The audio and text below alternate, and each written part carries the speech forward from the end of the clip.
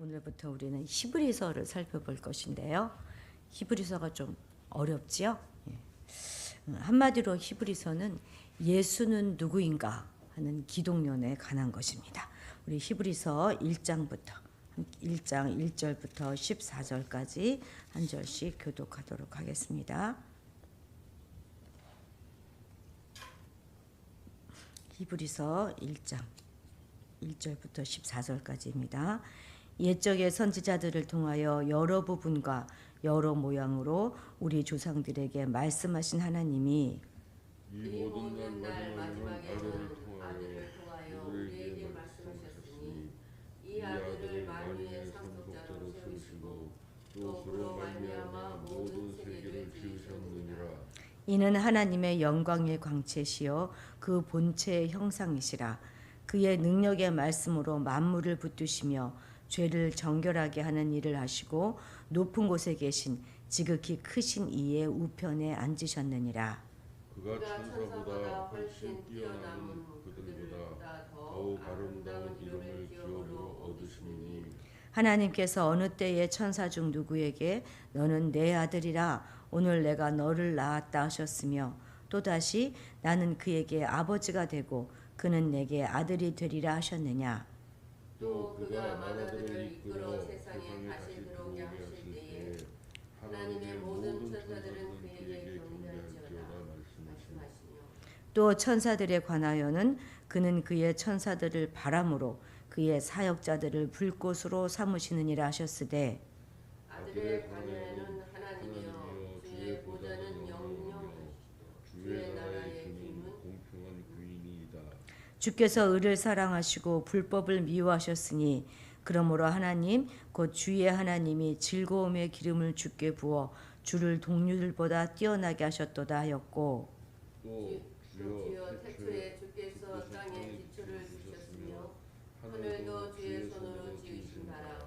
그것들은 멸망할 것이나 오직 주는 영존할 것이요 그것들은 다 옷과 같이 낡아지리니 의복처럼 갈아입을 것이요 그것들은 옷과 같이 변할 것이나 주는 여전하여 연대가 다함 없으리라 하시니 어느 때의 천사 중 누구에게 내가 내 원수로 내 발등상이 되게 하기까지 너는 내 우편에 앉아 있으라 하셨느냐.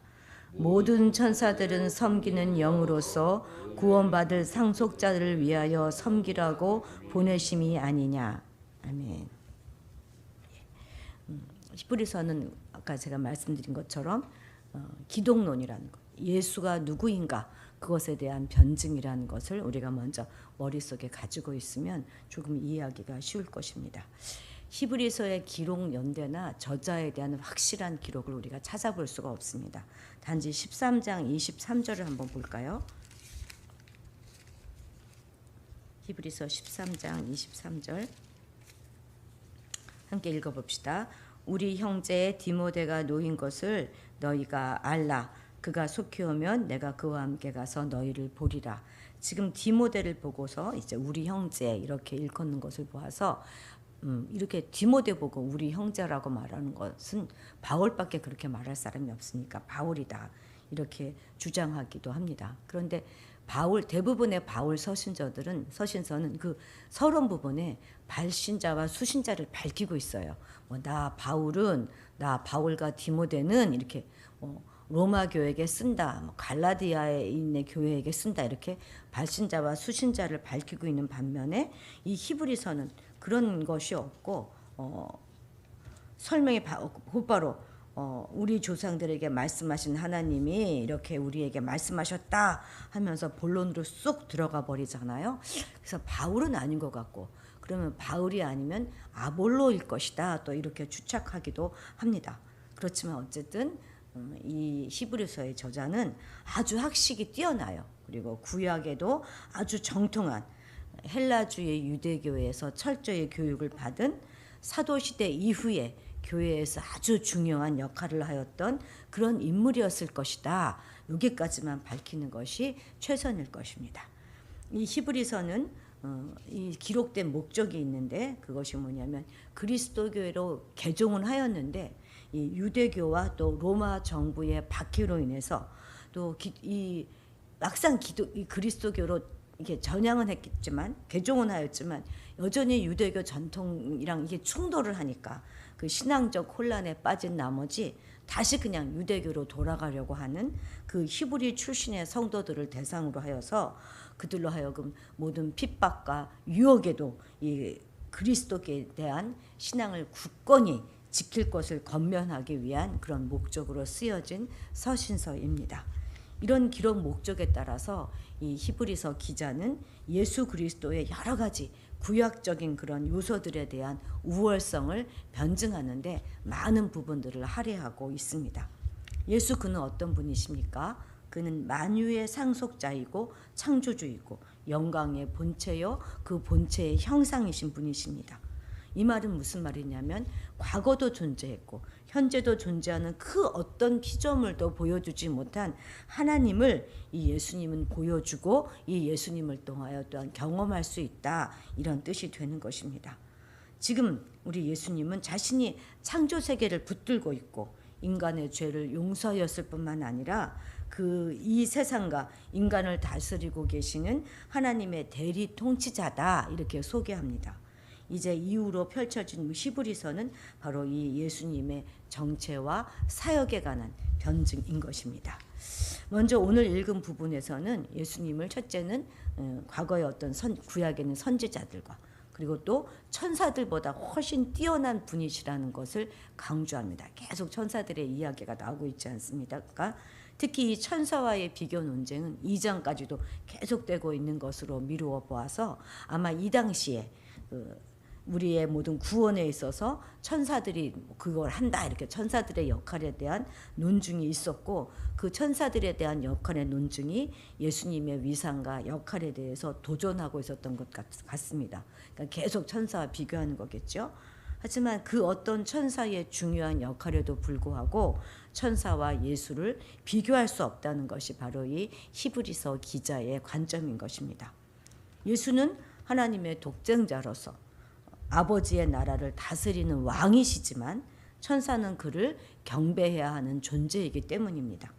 예수는 하나님의 최종 계시자이지만 천사는 하나님의 율법을 받아서 그것을 백성에게 전하는 역할을 해야 했던 그런 존재일 뿐입니다. 예수는 본질상 하나님과 동등하고 변함도 없고 쇠함도 없는 영원하신 왕이시지만 천사는 하나님의 심부름꾼 역할을 하는 종인 것입니다.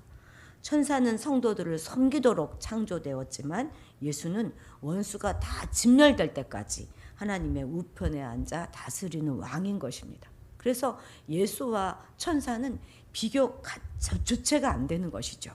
자, 우리 1절, 2절 한번 읽어보겠습니다.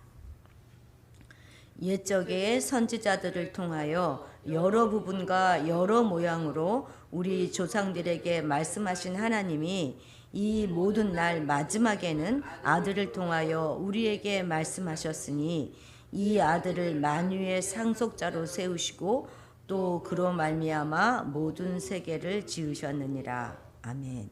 하나님께서 옛날에는 이런 선지자를 통하여 말씀하셨지만 이제는 아들을 통하여 우리에게 말씀하신다 하면서 예수님을 구약의 선지자와 지금 비교하고 있는 것입니다. 구약의 선지자들과 예수님은 모두 다 하나님의 말씀의 전달자다라는 의미에서는 같을지 모르겠습니다만 이 양자 사이에는 도저히 뛰어넘을 수 없는 극명한 차이가 있는 것입니다. 예로부터 유대인들은요, 이 선지자들을 아주 높이 생각했습니다. 왜냐하면 그들에게 있어서 선지자라고 하는 것은 자신들의 조상일 뿐만 아니라 하나님의 말씀을 직접 들어서 자기들에게 전달해주는 하나님의 신적 도구였기 때문이지요. 그런데 이들이 수많은 선지자들 중에서 유대인들이 가장 존경했던 선지자들은 누구냐면 모세와 엘리야입니다.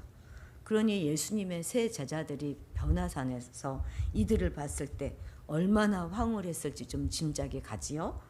그런데 하늘에서 이는 내 사랑하는 아들이요 내 기뻐하는 자니 너희는 저의 말을 들으라 하는 음성이 들리고 난 뒤에 이들은 곧 사라지고 말았습니다. 바로 이것이 구약의 선지자들과 예수님의 큰 차이인 것입니다. 선지자의 대표격인 모세와 엘리야도 주님 앞에서는 그냥 사라져 버리듯이 선지자들이 전한 말씀도 예수님의 말씀으로 인해 사라질 것입니다. 선지자들이 전한 말씀은 하나님의 아들이신 예수님이 오시면서 모두 다 성취되었습니다. 희미하고 불분명한 이 선지자들의 예언이 예수님을 통해서 보다 분명하고 선명해진 것입니다. 구약의 선지자들이 계시의 전달자였다면 우리 예수님은 하나님의 계시 그 자체인 것입니다. 게다가 선지자들은 죄인들이었잖아요. 그렇지만 예수님은 죄 없으신 하나님이셨습니다. 그들은 하나님의 종이었지만 예수님은 하나님의 독생자, 외아들이셨어요. 선지자들은 하나님의 대변인에 불과하지만 예수님은 하나님의 영광의 본체시고 그 본체의 형상이신 것입니다. 1절 후반절에서 보이는 것처럼 하나님은 말씀하시는 분인데 그 말씀은 이전에는 희미했지만 이제 예수 그리스도로 인해서 더욱 명확히 우리에게 드러나게 되었습니다. 따라서 우리는 이제 우왕좌왕하거나 머뭇거리거나 가우뚱할 필요가 없는 거예요. 선명히 드러난 이 예수님의 말씀 그대로 살기만 하면 된다는 것입니다. 이제 8절 9절 한번 읽어볼까요? 시작. 아들에 관하여는 하나님이여 주의 보좌는 영영하며 주의 나라의 규는 공평한 규이니이다. 주께서 의를 사랑하시고 불법을 미워하셨으니 그러므로 하나님 곧 주의 하나님이 즐거움의 기름을 주께 부어 주를 동류들보다 뛰어나게 하셨도다 하였고. 아멘. 이 말씀은 예수께서 이제 천사보다 뛰어나다. 지금은 이제 앞에서는 선지자보다 뛰어나다 말 이야기했고 이제는 천사보다 뛰어나다 하는 것을 논증하기 위해서 시편 45편의 말씀을 가져온 것인데요. 좀 8절에서 보면은 이제 아들에 관하여 이야기하면서 하나님이여라고 부르고 있죠. 그 곧 뭐예요? 하나님이 예수님이 곧 하나님이다 하는 이야기를 하는 것인데 9절에서 보면 하나님이 뭐라고 하고 있습니까? 그 뒤쪽에 보면 주께 기름을 붓는다 이렇게 말하고 있지 않습니까? 그러니까 하나님이 예수님에게 기름을 붓는다 이렇게 말하는 것이기 때문에 하나님이 곧 예수님이 아니고 하나님과 예수님은 다른 것이죠. 아니 이 지금 9절에서 말하고 있는 하나님 진짜 하나님이신 거 아닙니까? 그래서 언뜻 보면 이 두 절이 모순된 것처럼 보이기도 합니다. 어떻게 한 분이 최고의 위치에 서시기도 하고 또 동시에 복정의 자리에 서시기도 하겠습니까? 그런데 이것은 모순이 아니라 완전한 신인과 동시에 완전한 사람으로 오신 그 예수 그리스도에 대한 신비적인 묘사인 것입니다. 하나님과 인간의 벽을 허물기 위해서 오신 중보자로서 예수님은 하나님이자 사람이며 창조주이시면서 또한 피조물과 같이 되신 것입니다. 그런데 이렇게 예수님이 완전한 하나님이시면서 동시에 완전한 인간이다 하는 이 신비한 진리는 많은 사람들로부터 도전을 받아왔습니다. 유대인들은 육체를 입은 사람이 어떻게 하나님이냐 하면서 예수님을 천사보다 못한 존재로 여겼습니다. 또 어떤 신학자들은 예수님의 인성을 부인하기도 합니다. 자유주의자들은요, 예수님의 신성을 거부하는 것을 아주 지극히 당연한 것으로 받아들이기도 합니다. 그러나 예수님의 신성과 인성은 양자택일의 문제가 아닌 것이에요. 비록 종의 형체를 가졌지만 예수님은 하나님이십니다. 또 하나님이시지만 우리와 같은 지정의를 가지고 계신 완전한 인간이십니다.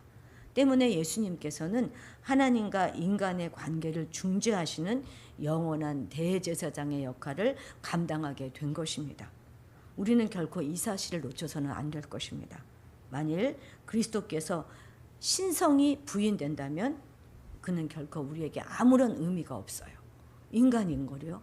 그러나 더욱이 그에게 인성이 부인된다면 우리는 결코 하나님과 무관해질 것입니다. 우리는 어느 한쪽으로 치우치는 것이 아니라 늘 그리스도의 이 신성과 인성, 이 양성을 고백하는 여러분들이 되시기를 바랍니다. 이것이 곧 참된 신앙 고백인 것입니다. 오늘 우리의 숙제입니다. 이번 주일이 맥주 감사주일인데요.